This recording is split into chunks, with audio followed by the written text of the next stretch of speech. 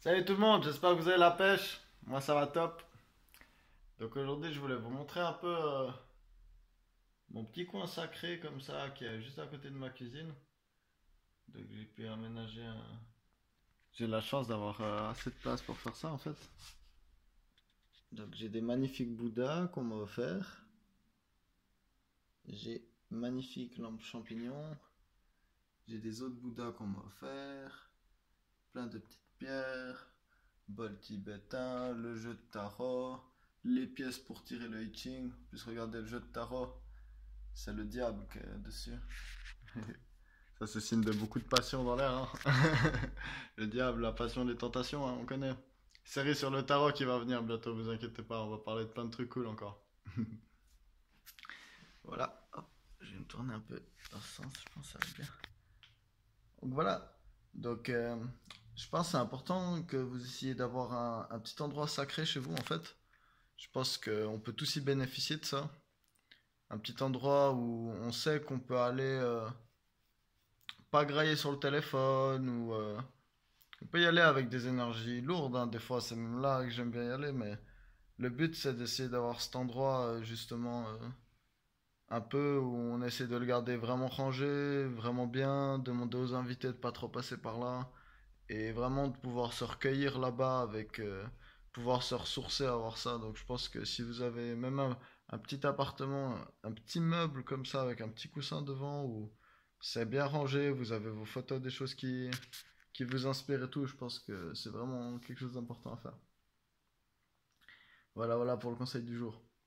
Alors aujourd'hui, j'aimerais vous parler du chemin octuple, donc le chemin à 8 routes du bouddhisme et 8 petits conseils en fait que le bouddhisme nous donne au quotidien pour justement pratiquer un peu et puis devenir plus pur et puis vivre une vie avec moins de souffrance justement. Donc je les ai sur mon mur, donc si de temps en temps je regarde, c'est que je vais les lire. Le premier des points, c'est la vue juste. Donc il y a souvent juste dans le terme, parce qu'il faut trouver justement la voie du milieu que j'ai déjà expliqué dans une autre vidéo. Donc la vue juste, c'est voir les choses comme elles sont, et pas filtrées par nos illusions ou qu'est-ce qu'on aimerait qu'elles soient, ou qu'est-ce qu'on croit qu'elles devraient être, ou ce genre de choses. C'est avoir, être réaliste en fait, terre à terre, et puis pas être totalement à la plaque en fait. Donc c'est important d'avoir la vision concrète des choses pour pouvoir aussi se repérer par rapport aux autres. Ensuite, on peut noter les bonnes intentions.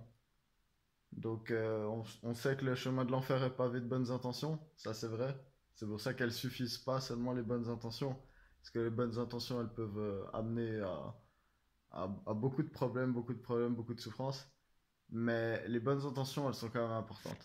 Parce que avec les bonnes intentions, si on fait une bonne intention avec une bonne méthodologie des choses, il y a beaucoup plus de chances que ça ait un aboutissement positif que si on fait les choses avec des mauvaises intentions. Il faut pas faire les choses avec des mauvaises intentions. Autant pas les faire. Autant pas les faire. Ensuite, on pourrait dénoter qu'il faudrait avoir une parole juste, justement. Donc la parole juste, ça veut dire quoi? Ça veut dire prendre conscience que les mots ont un impact sur la matière. Ce qu'on va dire a un impact sur la réalisation des futurs événements, ainsi que sur l'impact émotionnel que les gens ont. Donc les mots créent des émotions. Ce qu'on dit sur les gens, ça peut créer des complexes, ça peut au contraire être une énorme source de motivation pour eux, ça peut être quelque chose qui les descend, ça peut être beaucoup de choses. Ça peut être quelque chose qui les énerve, qui les rend tristes, qui les fait rigoler. Donc surveillez vos paroles, surveillez vos paroles. Et surveillez aussi les paroles qu'il y a dans la tête. Mais surtout celles qui sortent. C'est tout des vibrations sacrées. Chaque mot qu'on dit, c'est une vibration sacrée qui a un impact après. Donc surveillez bien vos mots. Ensuite, les paroles justes, c'est très important. Mais il faut aussi que les actions soient justes. Donc, je pense que vous avez compris, c'est le même principe. Donc, faites ce qui est juste. Essayez pas de créer des injustices. Essayez pas de faire des choses avec des mauvaises intentions qui, en plus, créent de la souffrance et du mal autour de vous. Essayez vraiment que vos actions soient en accord avec vos paroles. Et si elles sont les deux justes, si vous avez des paroles justes et des actions justes, avec en plus des bonnes intentions, là on se rapproche de quand même qu'on peut pas trop merder, hein, pas trop merder. Et puis si on merde, c'est plus vraiment notre faute. On aura fait ce qu'il faut. Surtout si après on a l'effort juste. Parce qu'il y a faire la bonne action, dire la bonne chose, mais après il y a le faire avec la motivation nécessaire et avec le travail qu'il faut pour justement l'accomplissement de cette tâche. Donc ça, il faut toujours que ça c'est un peu un petit démon chez moi. Il faut que souvent il faut que je suis du genre à pouvoir faire plus souvent, même s'il y a certains domaines spécifiques où je vais faire trop et ça va enlever l'énergie pour tout le reste des choses. Je pense que de manière générale, il faut vraiment savoir doser l'effort, pas faire trop, pas faire pas assez. Donc l'effort juste est très important. La justesse des actions, des paroles et de l'effort. La vie est sacrée, la vie est sacrée, donc toute forme de vie, il faut la respecter. Donc c'est un des points, le respect de la vie, très important. Respecter la vie, ne pas tuer des plantes ou des animaux si c'est pas nécessaire pour notre survie à nous. Essayer de minimiser les souffrances le plus qu'on peut.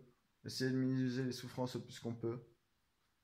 Penser à l'impact qu'a notre nourriture sur la Terre. Penser à l'impact qu'a notre mode de vie dans l'environnement. Et ça, c'est quelque chose de très important parce que l'unité des choses fait que il faut respecter la vie. Il faut respecter la vie. Ça veut pas dire qu'on va se nourrir que de soleil. Il y en a des qui le font ou qui essayent, on sait pas trop. Mais ça veut dire qu'il faut respecter les choses et puis prendre conscience que pour survivre, la vie se nourrit de vie et il faut la respecter pour cela. Ensuite, la pleine conscience est très importante. La pleine conscience, c'est quoi? On en parle beaucoup et puis je vais faire une vidéo spécifique sur la pleine conscience et peut-être sur un peu chacun de ces points, mais la pleine conscience particulièrement.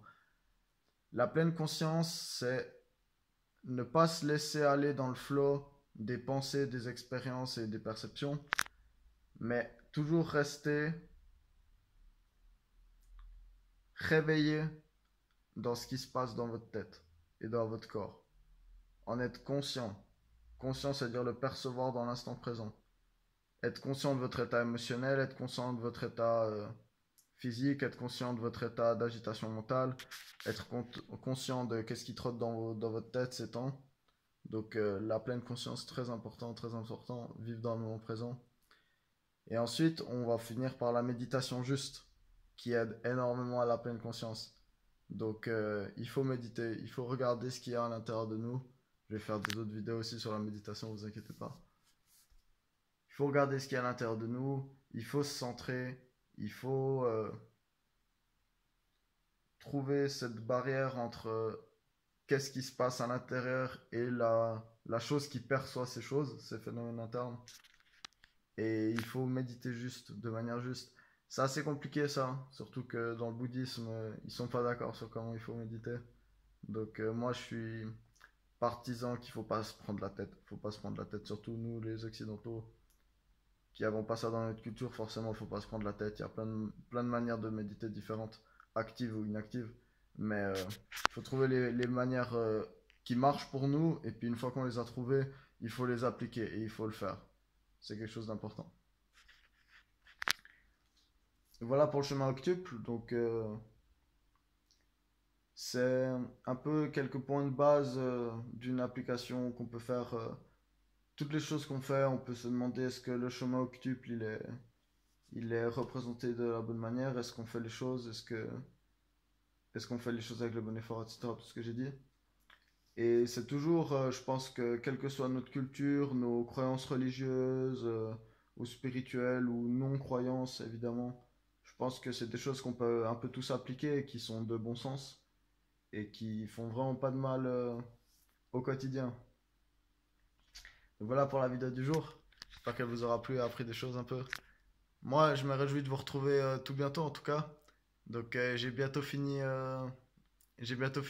plusieurs défis à faire. Donc je vais vous faire pas mal de petites vidéos dessus. Et je me réjouis de vous retrouver. Donc amour à tous en tout cas. Bisous bisous. Et puis on se retrouve bientôt. Ciao ciao.